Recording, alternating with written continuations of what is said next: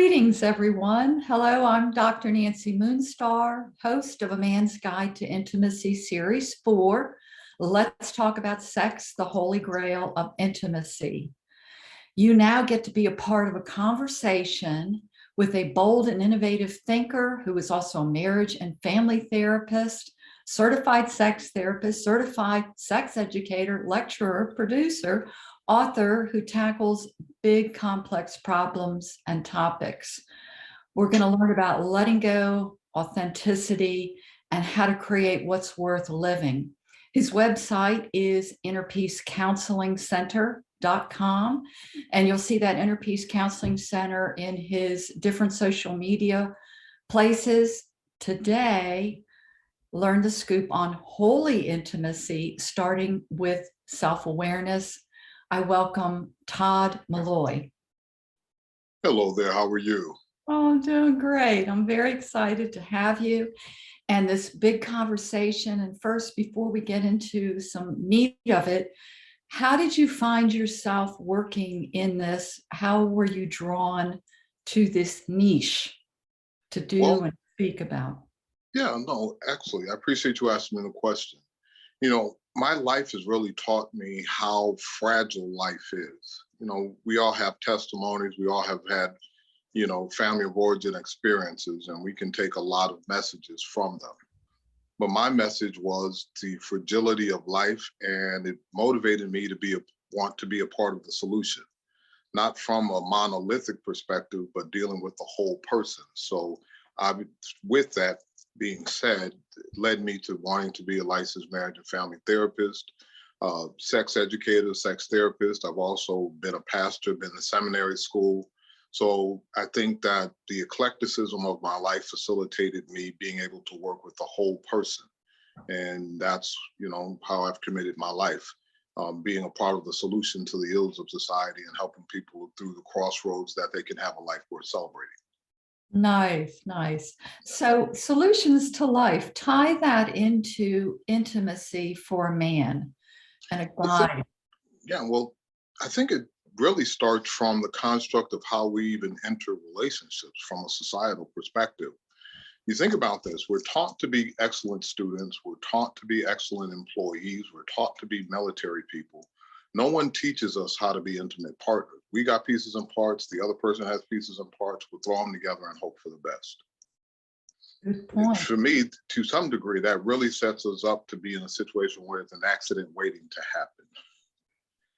As opposed to really understanding who we are and our authentic selves, what really resonates and vibes with us. Because think about this, we don't come with instructions.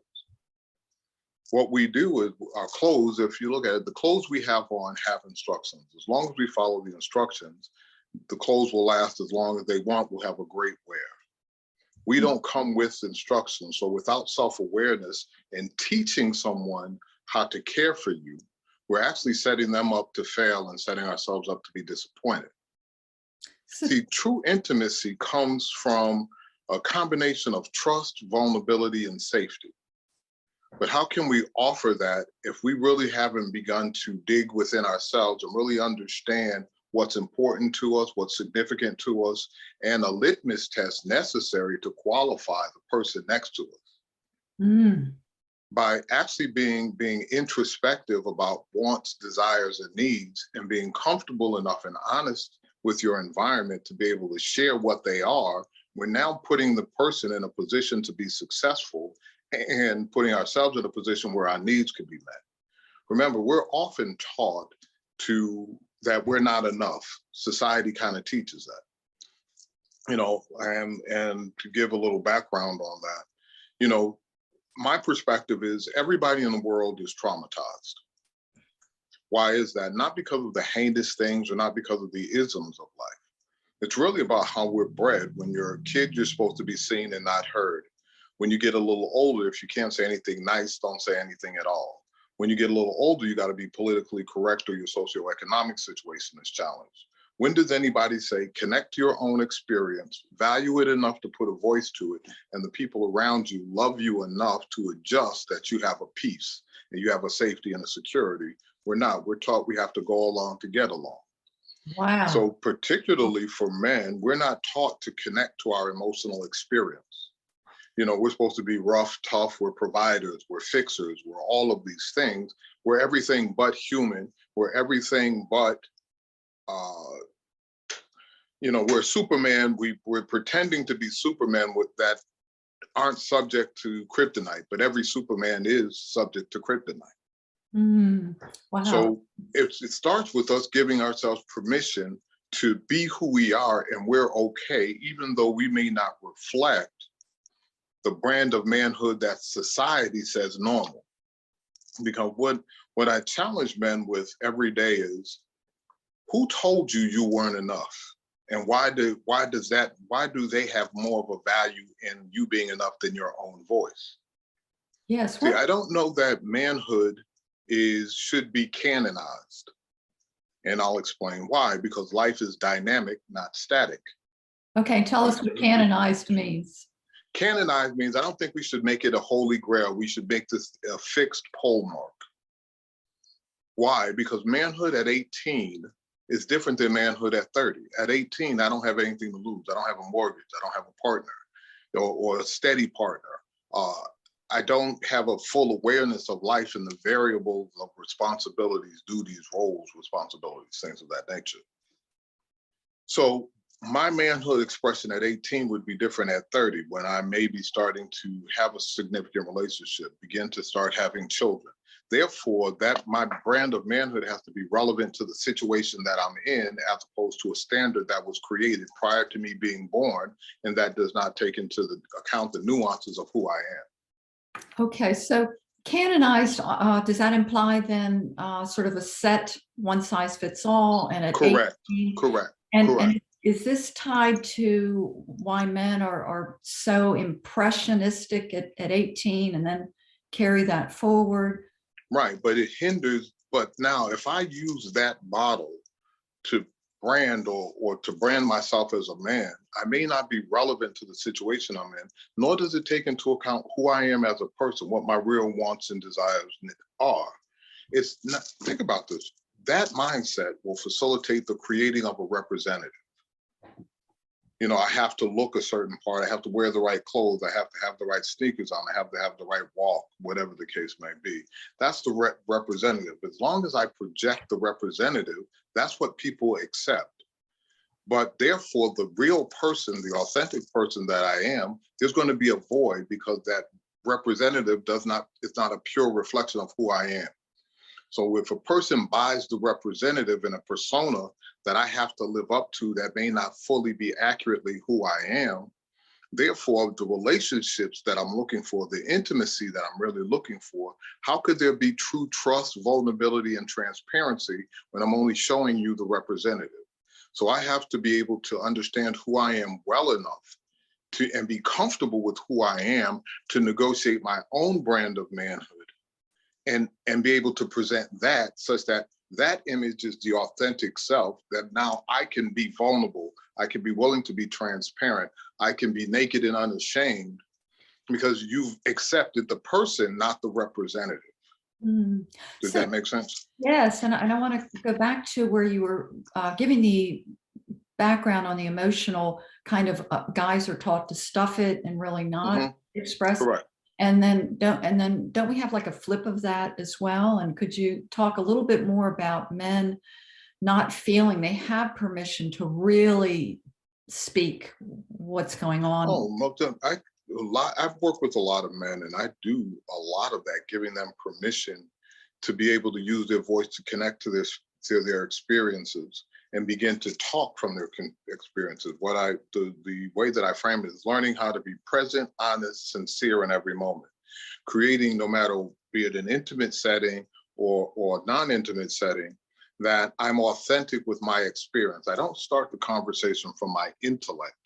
I start my conversation from the experience that I'm having, to level set my truth in the room. If it is not true, then I can level set with the person to find out what truth is, abandon my perception and accept their truth, or just to be able to share my experiences so the other person can connect to where I am. So whatever next step we move together. Okay, so what about men who are really scared to speak up Mhm. and express what their needs and wants are, and they may not even know that about Mhm. themselves? How Well, yeah. well, they know that about themselves is because most of the time when men come in, they're sharing, they're not communicating, they're sharing that they're not having the types of relationship experiences that they want to have. And there's just, a lot of them acquiesce to the point of, or surrender to, well, it's just not who I am. And my response to that is, no, that's what you've been pre-programmed to do. Mm. So most of us, we're pre-programmed from our family of origin. It's interesting how when we start life from 0 to 18, just as a number, we take the construct of our family of origins, the house that we were reared in, and we make that as the whole construct of life. And if once I make it out of there, I've learned everything that I need to know to be successful as an adult. However, that pre-growth programming is really only designed to facilitate being successful in that environment. Because again, I had to wrestle with whoever my parents were or guardians were. I have to work with my siblings. So I'm learning all the nuances of that system. However, again, life being dynamic, not static, once I transition to full autonomy as an adult, now I get to create the experience that I want. I don't have to be a hamster on a hamster wheel and just, biblically you would say put old wine in new wineskin, or take an old paradigm and make it relevant in a new experience. Mm. No, what I have to do is now look at the tools that I've gleaned from my family of origin, manipulate them to be relevant in my new situation, but continue to expand and grow and add new tools for future opportunities. Mm. Well, Does that make sense? yeah, it does, and I have a bunch of questions. So, what is the discomfort or the hard parts for a man as he starts recognizing that the old paradigm's not working? Well, a number of things happen. You get frustration, you get a sense of weakness, because now as you're attempting to communicate uh, prior to coming to a therapeutic process, you're trying, but it's not working. And therefore now partners don't see them or receive them as, or they feel as though their partners see them as weak or less than manly. However, again, the benefit of me being gray is then I can share with them, hey, look, I've been through a number of life cycles. So no, it's not about being weak, it's about being authentic. And when they use the term, well, I'm seen as weak or whatever, why is that not okay? We're all human. Why is it not okay for you not to be human? And where did you get the standard upon which you're measuring yourself? And is it relevant to who you are today? So, I'm quick to share that when I was raised, uh, I was told what a man does is his business. What a woman does is a man's business. If a man has time on his hand, that's his business. Oh, tell us more about that and how that plays. Well, basically, I came from a very um, patriarchal type structured family. However, even though I was reared in that environment, it's not relevant to who I am today because I've been more exposed, I've been explored more, life has been changing around me. And if I were to treat my partner that way, I probably wouldn't be in relationship with the partner I want to be in relationship with. So am I going to hold on to an old paradigm or to an old mindset, or am I going to be open to the field of possibilities and learn to adapt and adjust to the newness of my situation, that I have the power to create and structure such that I can celebrate a life worth, I can live a life worth celebrating. That means Mm. that now I'm fully aware of myself and who I am and what's important and significant to me. I can teach my partner what's important, what's significant to me. They demonstrate that they care because by hearing me, now I'm seeing it demonstrated in their actions. I feel safe, secure, wanted, desired, seen, heard, valued, appreciated, emotionally safe, emotionally secure. So now when we come together, it's no longer am I trying to prove something or perform. I'm sharing an emotional experience and true intimacy, and even enhancing sexual performance is not allowing it to be about performance, but being caught up in the emotional experience. I'm feeling emotionally safe. I feel emotionally secure. I'm willing to be vulnerable, and allowing the emotional connection to guide us through this experience such that we have the full shared experience that's enriching for both of us. Okay, so let me try out this hypothesis that men are not really taught to know or express their needs or wants. Correct. Or of maybe even a sort of a cryptic version of that. Could you help sort that out? Well, think about this. Remember, boys aren't supposed to cry. Remember, when I was reared, girls are sugar and spice and everything nice. Guys were supposed to be more rough, rugged, and rude. If you listen to a Beyonce song, they want a soldier. You listen to MC Light, they want a roughneck. They want a thug. They want all of these different things. They want a man that looks like this. They want a man that looks like that. But what if you don't meet those stereotypes? Does that mean that you're not a man? And why does my brand of manhood have to be someone else's when I'm unique to who I am? There's a entertainer that said, some like it rough and rugged, but I'm subtle and smooth, you won't disapprove. Allow me the opportunity to demonstrate who the authentic person that I am, and as opposed to looking at a stereotype, why don't you be open to learning me? I have a lot of women come into my office and saying, well, their brand of manhood is their father. Well, their father was a mechanic, he was a handyman, he could fix anything and so forth. So that's manhood. But then I have to ask them, well, your partner wasn't raised with your father, so his influences of manhood and what masculinity and what that looks like may be different, and why is that wrong? Why can't you be able to share with this man what's important and significant to you, and he demonstrate how he values you and appreciates you, and giving you his brand of what that looks like, and see if it's palatable to you, as opposed to asking him to be somebody he's not being. He can't be, because he wasn't formed in the same environment that you are. The way that I explain it is this: each partner comes to the relationship with a construct of what manhood should look like, what femininity should look like. However, I share with my clients, you should blow that up when you meet someone new. Why? It's because whatever construct you came to the table with in relationships, that person wasn't a part of that equation. Therefore, whatever box you created, they won't fit. So each relationship, we really should come in brand new. It's like a virgin starting all over again, because everybody doesn't have the same wants, desires, needs, erogenous zones, and all of those things. Everything is variable. So therefore, now let me come in and introduce myself, share how things are important, significant to me, what my emotional wants are, what my physical wants are, what my financial wants are, and my shared experiences, vacations, hobby, religion, whatever those things are. And we communicate those things, and now we create more of a customized relationship that takes into account each of our nuances. And then now we can create an environment where we can both thrive and grow. So what are the issues that men bring to their relationship? What do they voice? What do they say to their partners? Well, I could share with you what they start verbalizing to me, and then I teach them how to verbalize it to their partners. Yeah, let's hear it. Number one is that it's creating a safe space for them to be vulnerable and transparent. Now, I have to say, I can do that more so. I think I can do it well because me being a man and being an older man. So that gives me some form of, with men in general, and I present well.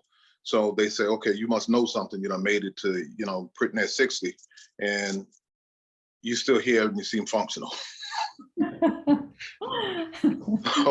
So therefore, I can challenge them in ways that other people can't, because I've lived through it. So I can express my own vulnerability, I can express my own sensitivity, and I can tap into my clients. I've been in corporate America, I've lived a life, so I'm able to tap into their experiences and highlight the vulnerabilities that I've seen based on what they've shared with me, and begin to talk about their vulnerabilities, but let them know it's okay, because that's common to life, and that you don't know that your partners are dealing with it because they just won't tell it. When we come together, we smoke cigars, we drink brown liquor, we watch sports, we do those things, but we don't talk about the real issues that are going on. Is because by nature, men are, according to Gottman, we're more report oriented. We just hit the highs. We don't talk about details. We hit the surface. Hey, how you doing? I'm good. Everything all right. And we keep going.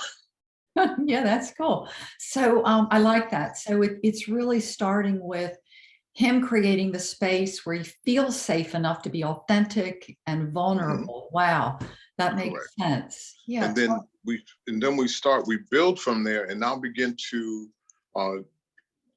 challenge them to make small risks in having real conversations with their partners.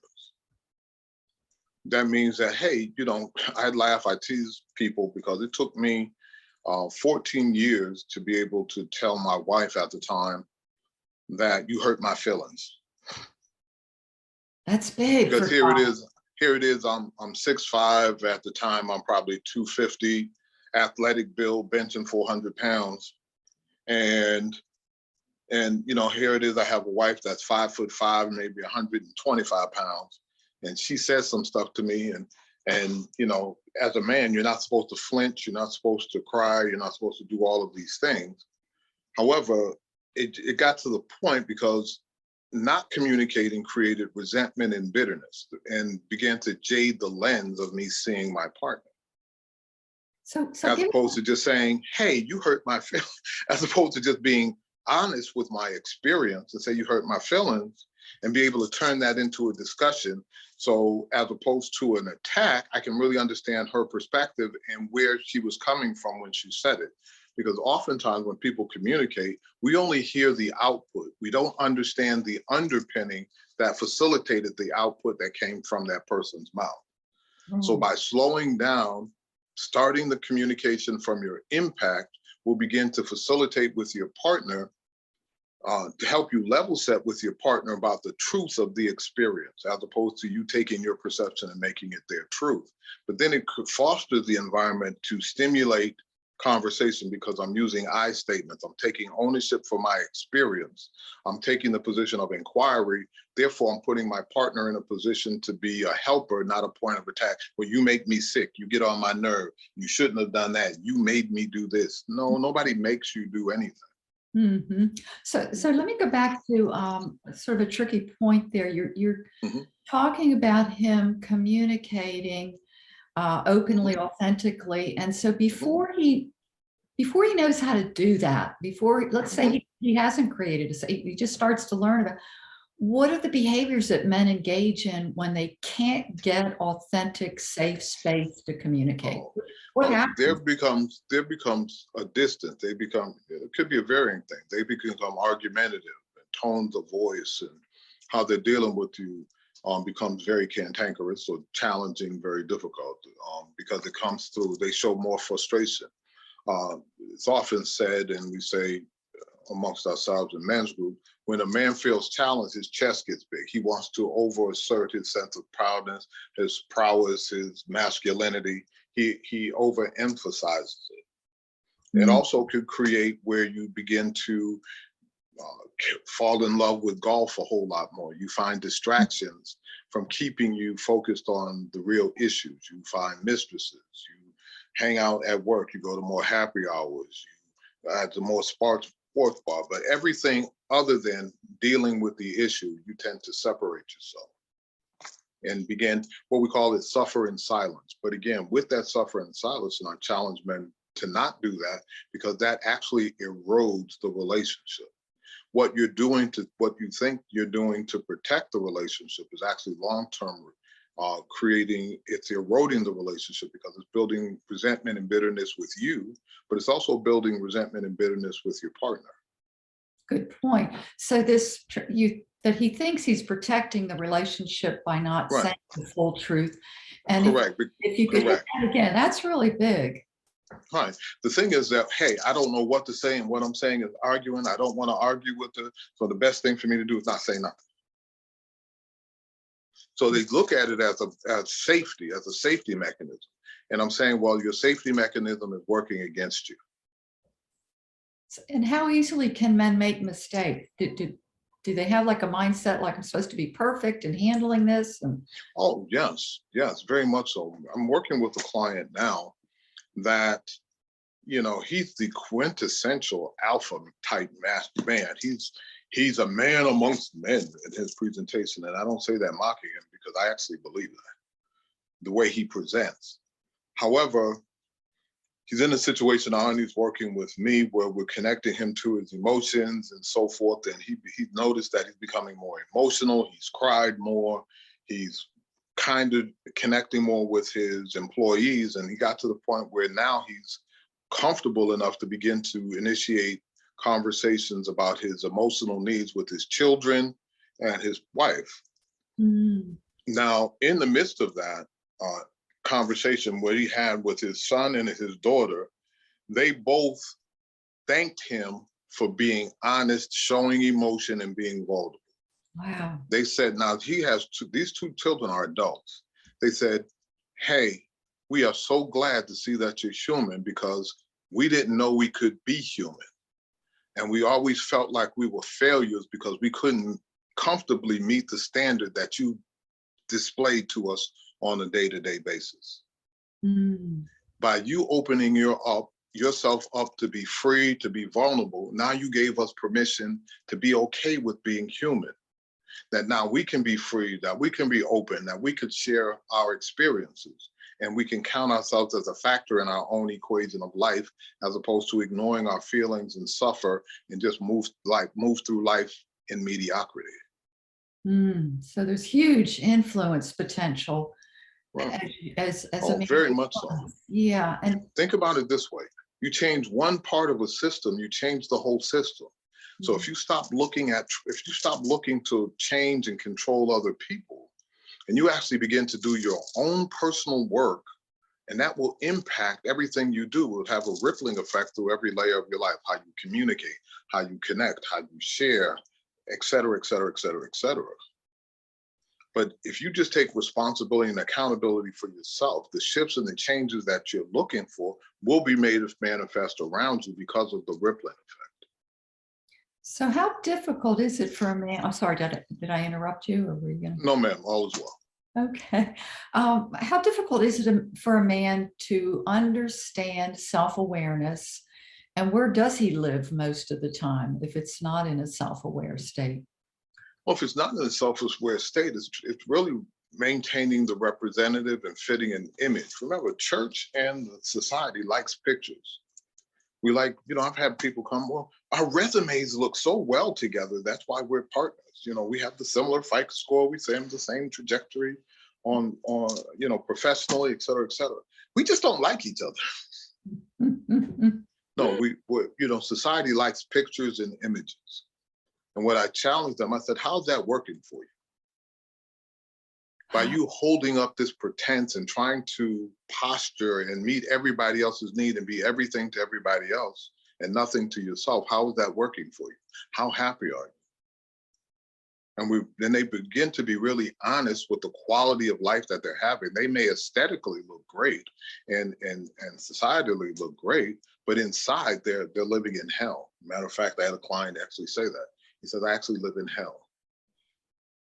So how often do you hear men say, you mean I'm going to have to think about this every day? I'm going to have to think about myself, self-reflect. Mm-hmm. But what it is about really, it's about being intentional. We start off incremental. All I share with you is I want you to be intentional about sharing your experiences and validating your experience. I want you to count you as a factor in your equation of life. Not just be a fixer, not just be a provider, not just be a support system, but also begin to communicate to your environment what your wants, needs, and desires are that will facilitate fueling you to be the best person you can be. I always share that you being the greatest person you could possibly be is actually the appropriate offering that you're supposed to have for your family and everything that you love and value. Anything less than your greatest self and your greatest experience is a pale version of who you are, which will give a pale reflection to everybody you love. So it's not until you can allow yourself to be a whole person and feel and experience, because again, the only way we know we're alive is through being able to feel. Mm. So by allowing yourself a whole life facilitates you actually being your greatest self to experience the greatest loves, the greatest offerings, the greatest support system, i.e., what's Christ less than the Christ, not the Christ. What's Muhammad less than Muhammad, not Muhammad. What is Vishnu less than Vishnu, not Vishnu. These are all religious leaders or icons. But my point is that if you don't function to your full authentic self, everything you do is pale, no matter what it looks like to other people, and you know it inside. So how does opportunity show up in a relationship for a man to expand himself to this high level? And right. So, does he always recognize it as opportunity, or does he resist it? So what we do is incremental. All I share with you is the next interaction you have, and you have an impact where you feel contrary to how you want to feel. Think about this. Every time we come into a relationship, whether it be intimate or personal or professional, whatever, there's already a going into it of how you want to feel in that experience. I want to feel safe, secure, wanted, desired, seen, heard, valued, and all that other good stuff. That fair? Mm-hmm. Anytime you feel contrary to how you want to feel, you should raise a flag and say, hey, how am I supposed to take what you're saying? I'm confused on how I'm supposed to feel about this. Stop, ask a question. Anytime you feel contrary to how you want to feel, ask a question. And what we do is then they begin to just do it. They begin to ask, and sometimes it goes well, sometimes it doesn't. But in that, what we want to do is once we get you moving, we can perfect it. We can identify the potholes, we can put in the interventions, we can put in experientially, put in the measures to come up with your perfect equation based on your situation. But it starts with you taking the initiative and being intentional about creating an experience that makes room for you. Because if you don't count yourself as a factor in your own equation of life, Houston, we have a problem. So tell us a little bit, if you could define intentional. Intentional is that I want this experience in life. Therefore, how do my actions and behaviors that I'm displaying or will display in the next few minutes affirm or deny what it is that I want? Do my actions, behaviors, choices, and decisions support what I say I actually want? So all I'm asking you to do is you create your ideal. And I want you, based on your actions, behaviors, and how you interact with your intimate partners, how do your actions and behaviors support what you say you want? And be honest with your experience and honest in grading yourself. And I asked them about when they're having their interactions, what they were feeling, how did their feelings interfere with what they were trying to say? So we begin to deal, because what we do is after they're experientially or doing it real time in real situations, now we come back and we replay it. If it went well, we identify why it went well. We get the ingredients to a success equation. Because if I'm successful in one arena, I can take those same elements and be as successful in another arena. I may have to make small nuances, but success in California can equally be success in Rhode Island. What it has to do, once I learn skills, I learn how to, I create Toddisms. One of those Toddisms are the one that controls your emotions controls you. If you don't control your emotions, you are out of control. So any emotional distress you have is not the fault of the other person. That's your responsibility. Nobody chooses a feeling for you. You choose it for yourself. That's nice. And I always remind people feelings are deceiving. Just because I feel I'm under attack doesn't mean I'm actually under attack. Feelings are deceiving. Words and environment are nice, but my perspective is we really respond to a feeling. Now, if I were to say, hey, it's snowing outside, now there may be some listeners that are in the Northeast, I'm in the South. So it's snowing, it's not snowing, it's sunny, it's a nice day. However, if I should look out the window and say to someone, hey, it's snowing, they're gonna say, brr, it's snowing. Where'd the chill come from? You're in a warm room. You're looking at snow, but the mere fact of being reminded of snow is giving you the experience that you're in snow. We're triggered like that in communication based on whatever our backgrounds are, our history, our experiences. So what we want to do, particularly when I'm feeling different than how I want to feel, I have to level set. Don't let that feeling take control. I have to ask my partner, hey, should I feel this way? Help me understand how I feel, because emotions can deceive me. And if I react to this experience that I'm having, I may blow up what I actually want. So before I do that, let me ask the question of how I should feel, what's your motive and intent, and then make the next best decision. The more data points I have, the more information I have, the more equipped I am to maintain a healthy connection. So he's giving his partner sort of a heads up. If I don't get this sorted out, something might happen. Right. So for example, if we're having a conversation and you say, hey, I don't like you. You don't ever do anything right. And I now utilizing what we're talking about, I'd say, wow, that hurt. So are we having a discussion, or are you trying to hurt me? Which one are we doing? She said, well, I'm not trying to hurt you. I just want you to hear what I'm saying. Okay, help me understand what you're saying. Can you say it differently, please? Because what I'm hearing is you hate me, but yesterday you said you love me. So am I total mess up, or did I miss something? Help me understand. Well, you don't do everything wrong. It's just right now, this is how, oh, okay, we're talking about right now. Okay. Everything about me ain't bad. Okay, so help me understand in this moment what I did to create this experience for you. Nice. Again, I'm still taking data points. I'm asking questions because I value you. I don't want to run away from you. However, I need an environment where I can stay in it to demonstrate I value you, but you have to help me help you. So what I'm going to do is take the position of inquiry to put you in a position of being my helper. And by you giving me the additional data, it can level set my emotions. I have clarity of what your truth is. Now it facilitates me not being anxious, and I can give you a response that's appropriate to your motive and intent. But if I allow my emotions to take control, it's going to be a mess. Big. That's nice. Did that address the question you had? Yes, and it was very, very clear. And so, yeah, because men get discouraged in relating. Is that? Oh yeah, very much so. You know, it was interesting. I was working with a couple, and the gentleman said that he can't win with his wife, and his wife actually affirmed it in the office, because she never thought about it until we were in the office. And she said, I always tell my husband that's not it. I can ask him to do 10 things, and he does 10 things. 2 of them were wrong, but I focus on the 2 that were wrong, not the 8 that were right. And I just tell him it was all wrong.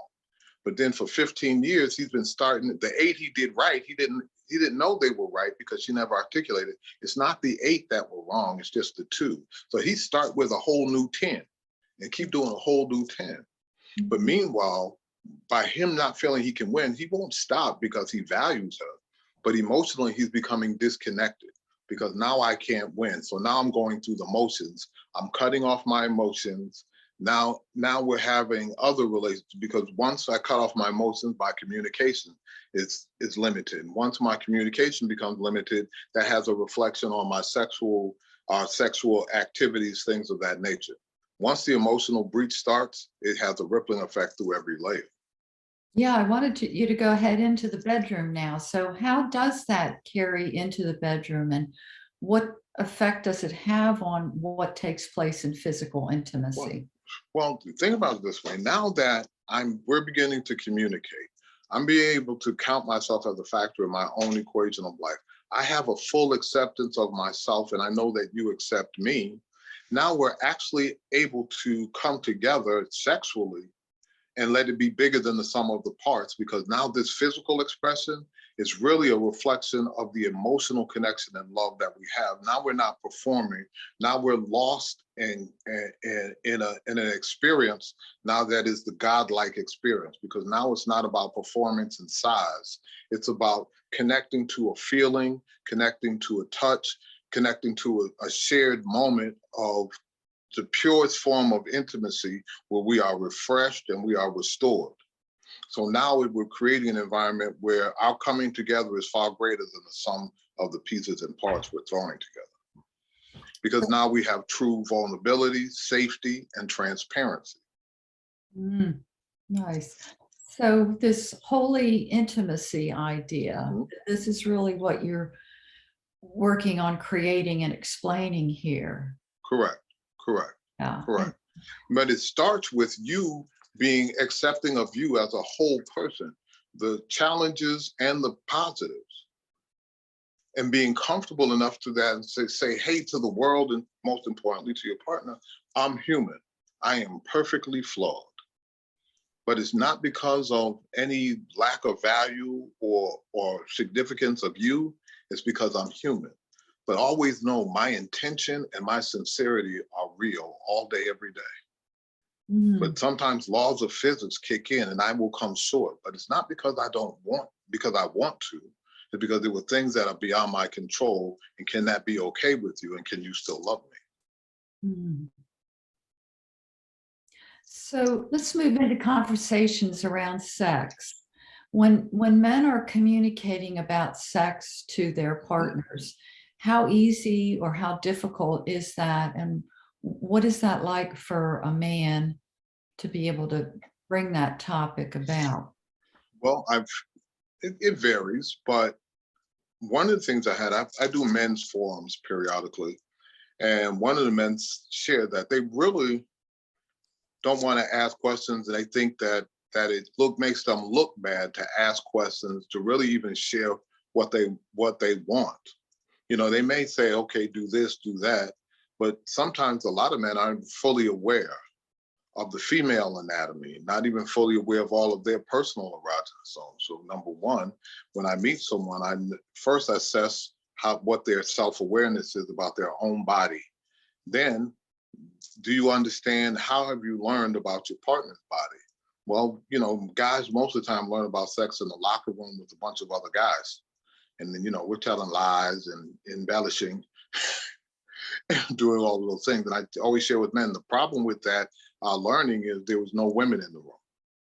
So unless we ask questions and women in turn communicating, we will always have a dysfunctional or hindered or less than the full experience. Remember, sex and money are the things we want the most of, but we can't talk about. Irrespective of all of the sexuality that's more than we had in the 60s, 70s, and 80s, but it's not a common over-the-table conversation between partners. So, and it's not until we can begin to be vulnerable, because a man always feels he has to be hung to his ankles and last 4 hours. And some women say, hey, men always want to have sex. He's not having sex like that. So is he gay? Is he not attracted to me? Am I not sexy anymore? Is he having a mistress? As opposed to, hey, let's just have a conversation about where you are. Because remember, sex and intimacy are fluid. It transitions and changes throughout life. Hormonally, what's going on in our bodies. You can only eat spaghetti so many times before you want something else. So this is a continual conversation about who I am today, what my wants, desires, and needs are.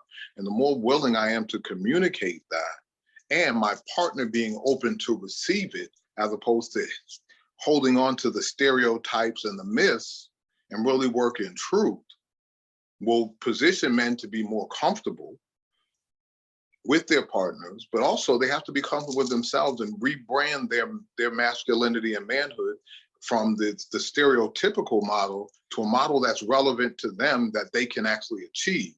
Then when I'm secure and safe in myself, facilitates me being more open to communicate my wants, my needs, and my desires, because I'm not looking necessarily for your acceptance or your approval.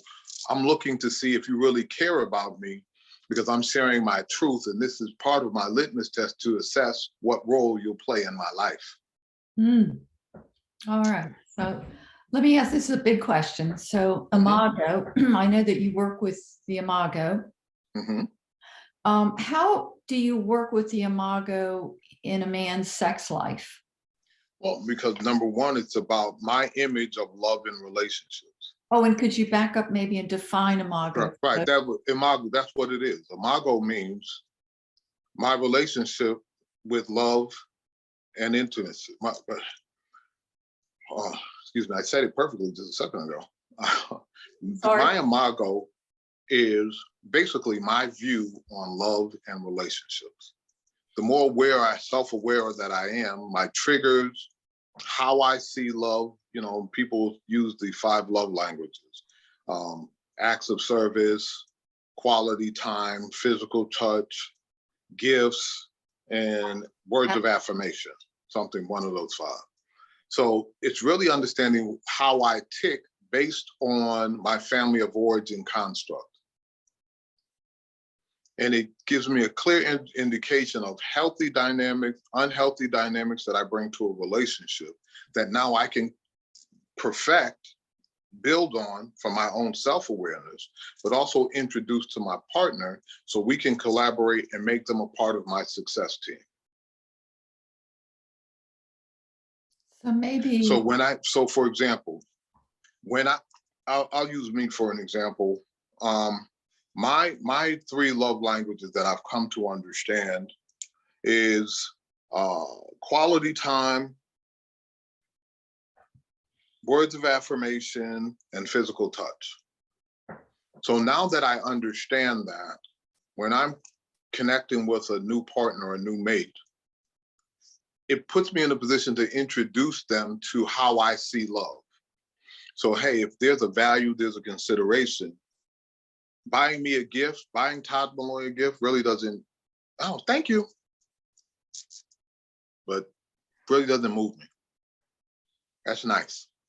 But you actually saying, hey, it's Friday, I'd like to spend some time with you and do whatever it is you want to do, or hey, I have this event I'd like to share with you. Todd Malloy said, oh my God, they actually care. They're actually including me and I'm a valued part of their life. Let me buy you a house. However, if you buy me a gift, oh, it's thank you, I appreciate it, but it doesn't give me a rise. So now I'm actually in a position to teach you how to care for me. And then by you demonstrating that, gives me a clear signal of the type of relationship that we have, and I in turn give you reciprocity, because now that I know that I'm heard, I'm open to hearing you and meeting you where you need to be met. But unless I can demonstrate to you and teach you how I can hear you, I'm setting you up to fail and I'm setting myself up to be disappointed.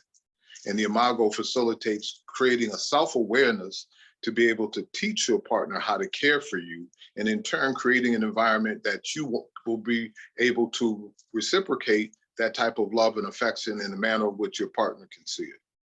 Wow. So you're encouraging men, you're coaching men and helping them really teach their partners how to be most effective with them in the relationship, how they're going to benefit the best. Right. So my point is actually I'm teaching them how to teach and be open to learn. Because again, we don't come with instructions. So if I don't teach a person how to care for me, I'm setting them up to fail. I'm setting myself up to be disappointed. I don't come with instructions. So unless I have a self-awareness, I'm trying to find a fair analogy, but if I don't teach someone how to care for me, I'm asking them to take a shot in the dark and hit a bullseye. And do men sort of imagine that their partner's supposed to just read their mind, or? Yes. Oh God, yes. I'm sorry. That triggered me. I apologize. I hear that so much throughout the day. Well, they're just supposed to know. And my question to them is, how are they supposed to know? Because you're the only one that sees life through your eyes. Yeah. How are anybody supposed to automatically know everything about you or what your wants and desires are when we live in a dynamic, changing world every day? I didn't start off gray with hair on my chin. Everything is always changing. So how am I supposed to know exactly what you want at all times? That's an unrealistic expectation. And a lot of times throughout the day, I dispel myth, and I remind people of that sometimes we choose to live in delusion. But and if we're going to be authentic, we have to be open to reality. I'm not saying be pessimistic. I'm not saying be depressing, but be honest with the true experience. So now we can always leverage to get to exactly where we want to be. But if I'm not willing to see truth, how am I ever going to build a bridge to where I want to be? Good point. Any other falsehoods that you would help a guy sort of think about or consider? Well, a lot of falsehoods are, men always want to have sex. Yeah, men like sex. However, men actually live for a smile, because if they get a smile when they come home, sex is going to come. You don't have to worry about sex when they're smiling. Because if you see me and you're smiling, that means that you actually have an affection and an affinity for me. Therefore, I feel emotionally safe and secure. Therefore, now the field of possibilities open. So, there's a perception men want sex. No, men want a smile. And there's something about men being wired to please their partner, isn't that? Oh, yeah, of course. Think about this. Men are all supposed to know how to think about this. If a car breaks down, everybody looks at the male partner and says, okay, how do you fix this? And how I fixed it was I remember being younger, the car breaks down and shame on me because my father was a mechanic. Shame on me, but I popped the hood up. I'm looking for an on-off switch. And then I figured I know how I fix cars is go in my wallet and make a phone call to call a garage. But but men are supposed to know everything. We don't want to read instructions because we're not supposed to. We can't ask for directions. And I always challenge it. Why? Why does that make you less masculine? For looking for resources and utilizing the resources so you can be efficient at accomplishing a goal. So I spend a lot of time challenging the constructs that people have in their mind, the narrative, the stories that they're creating that keep them in the bondage, that keep them stumbling over themselves. Hit that thing about stories. Tell us what you mean by that. Well, the stories is that whenever we have an experience, we create a story that supports it. I believe, I believe my brand of manhood should include, being a provider, professing love, and doing all of these things. And in my mind, it looks like a certain thing based on varying experiences that I've had, impacts that have impacted me. And now that I've got that, now I begin to just support why I should think that way and why this is the right thing.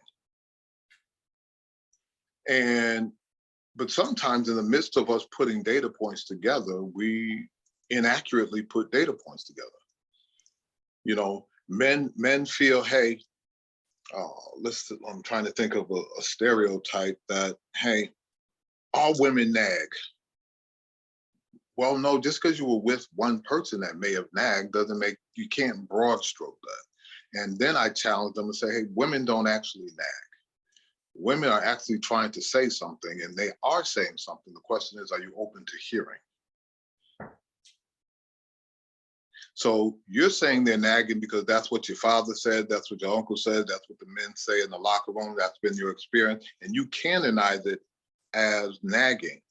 But actually, if you actually sit down and listen to her, she actually may be saying something important that would demonstrate, by you willing to hear her, she knows that you value her, so therefore she's less difficult, so you can stop saying she's nagging. As opposed to dismissing it because of your predisposition or your misinformation. Why don't you be open to her truth as opposed to allowing your perception based on false data points be her truth? Does that make sense? Yeah. So switching that to the bedroom, what are some of the false stories that men carry on inside them when they don't have the perfect sex? They can't stay hard or they can't perform like maybe they'd like to. Well, obviously, it's a sense of inadequacy because, again, men are supposed to, like these, Cialis and Viagra commercials. You have a sultry woman with cat-like eyes, and she's talking about a 4-hour erection. So, and if you're not a great performer and you ejaculate too soon, or you can't maintain an erection, that for men it has a direct impact on how they see themselves as an individual.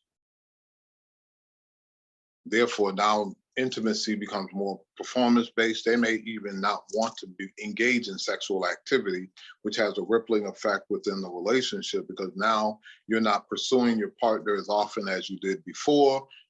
And I hear a lot of women begin to internalize that they may not be attractive, that they're not desirable anymore, or that the partner is having an affair, but their lack of communication as opposed to saying, and as I encourage them to say, hey, I have some things going on with me right now.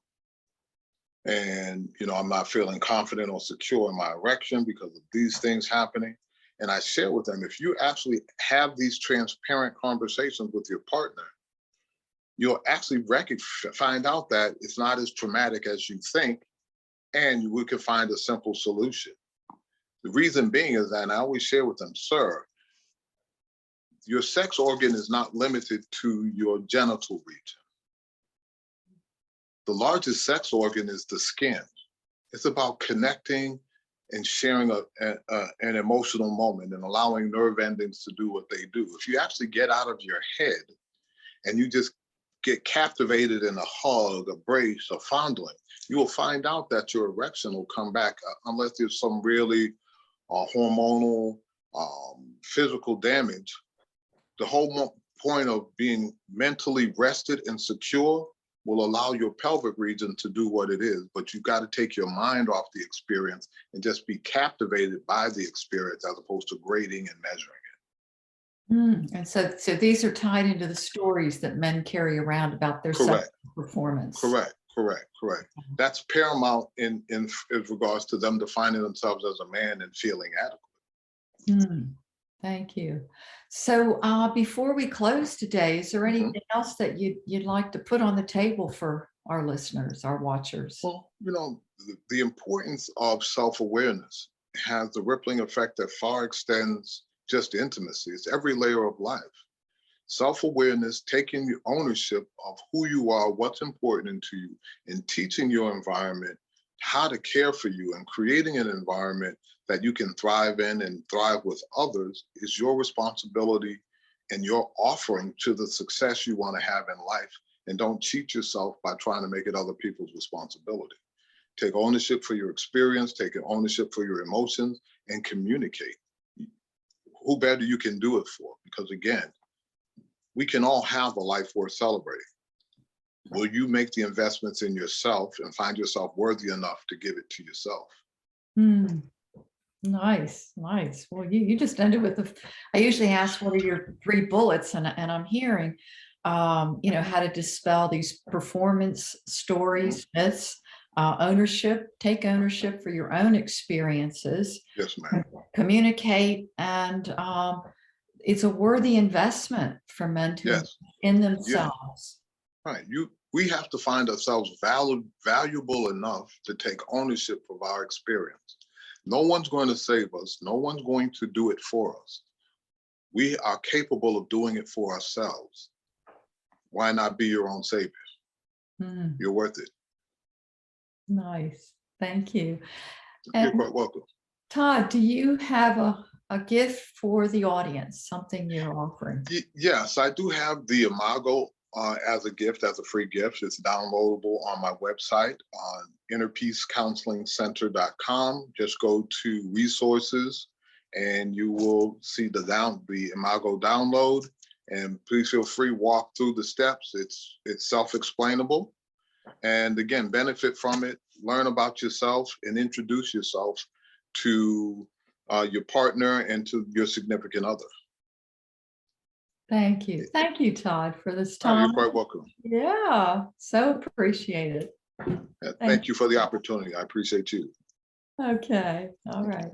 Bye-bye. Take care.